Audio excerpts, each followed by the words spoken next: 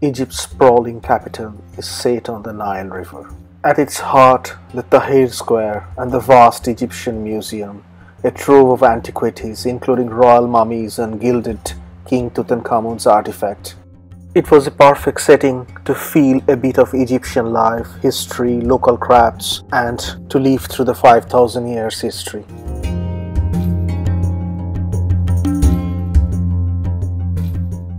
With many other Egyptian items, we had Egyptian fool for breakfast. Authentic fool, made with hearty, creamy fava beans and loaded with flavor from ground cumin, fresh herbs, and lemon garlic sauce with hot peppers. It was delicious and healthy, perfect blend to supply energy for the rest of the day.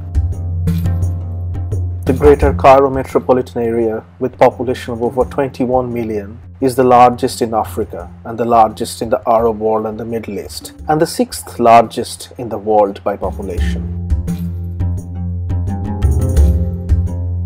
We visited two distinct areas in Cairo, historic Cairo and Coptic Cairo.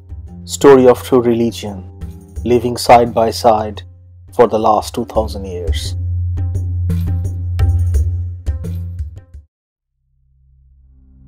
The Great Mosque of Muhammad Ali Pasha, or Alabaster Mosque, is situated in the citadel of Cairo and was commissioned by Muhammad Ali Pasha.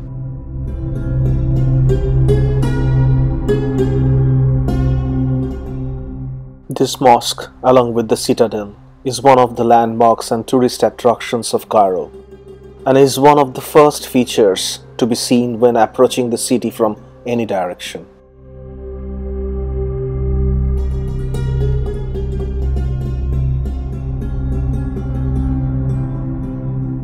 The whole campus and the interiors of the mosque was truly amazing.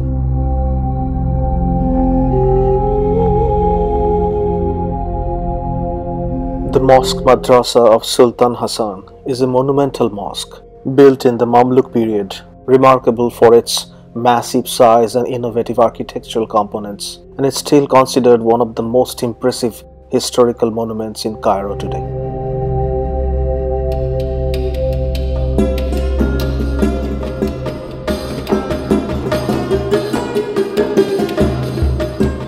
We visited a couple of churches in Coptic Cairo. The Church of St. George's is a Greek Orthodox church within the Babylon fortress in Coptic Cairo. The church dates back to the 10th century.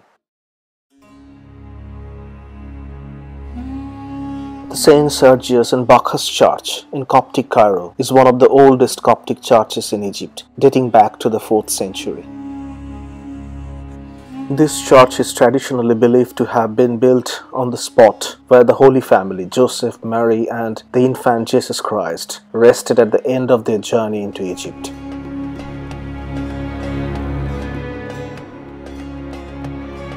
It was great to learn and observe the different sides of Egypt and Cairo, the great civilization over 5,000 years.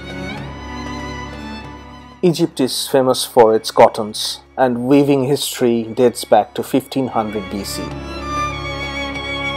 During the 16th century, the Ottoman Empire conquered and occupied Egypt and rapidly expanded the carpet-producing industry. We visited a carpet-making factory and had a demonstration of weaving.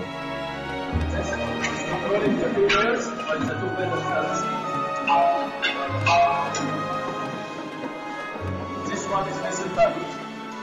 And it's going to be somehow less price important.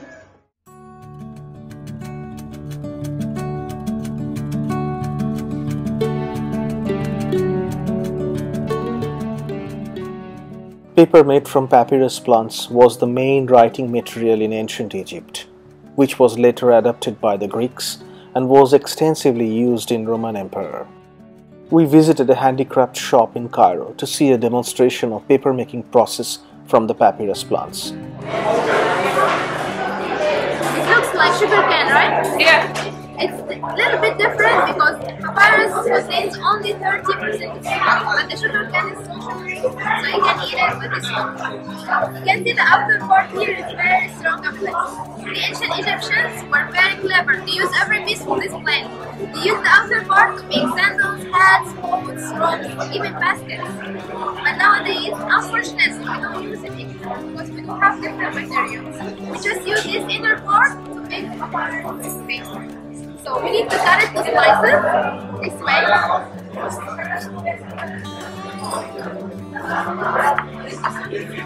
You can see it's fragile and so weak because of the fibers inside it. To break the fibers, the ancient Egyptians used rocks and keep hitting on it this way. And nowadays we use the rolling pin because it's much easier. You can see now. We put it in water for 1 week. This white color. 2 weeks to get the brown color. The difference between them is 4 times more, but the quality is the same. Both of them absorb 3 types of colors.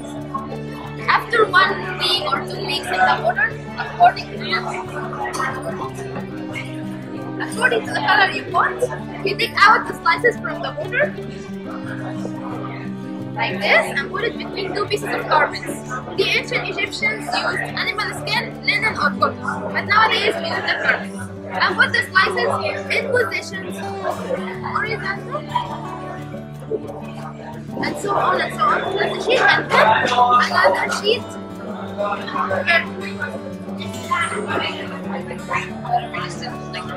like this. And then we cover it back and put it under pressure.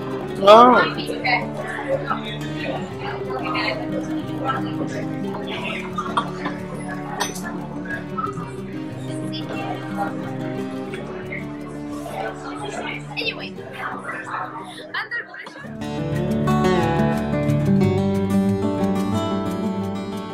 Our names were handwritten by an artist on a painting made on a papyrus paper.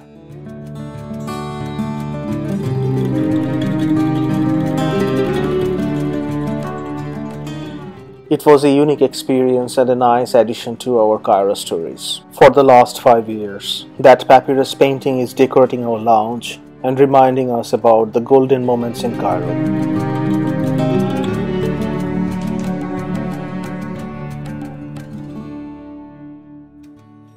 We had a nice Egyptian lunch at a nearby restaurant before going to our next story at the Cairo Museum.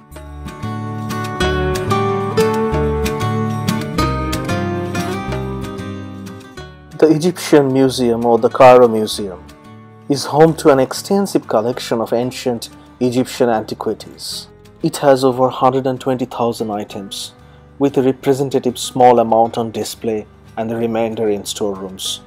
There are so many colorful and great items in Cairo Museum, it is impossible to cover them in a short video. So we just used a small collection of our favorite images to describe this section of the video.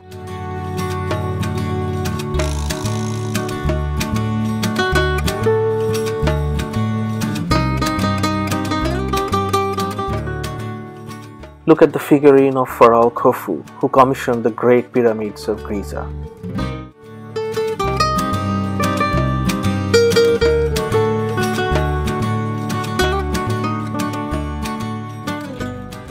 The colossal statue of Amenhotep Antai was spectacular.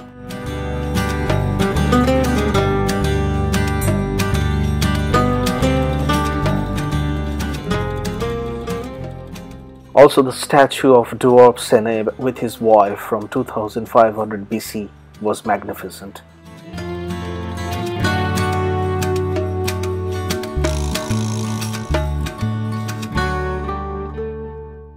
The Cairo Museum is famous for the gilded King Tutankhamun's artifacts.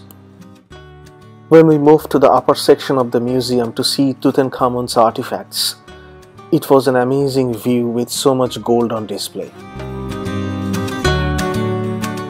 Look at the golden bed of Tutankhamun. It's really golden.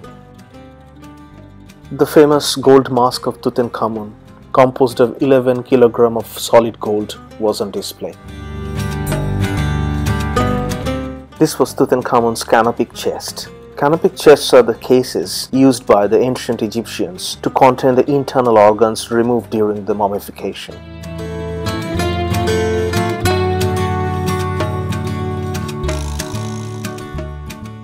We had an amazing time in Cairo Museum. In 2022, the museum is due to be superseded by the newer and larger Grand Egyptian Museum at Giza. All of the aerial photos that we took were from the 36th floor of our hotel. We had only a couple of days to visit landmarks of Cairo. We took a few city tours to feel a bit of Egyptian life, history, local crafts, and finally the Cairo Museum. And so we compiled and created a short video based on our stories of Cairo.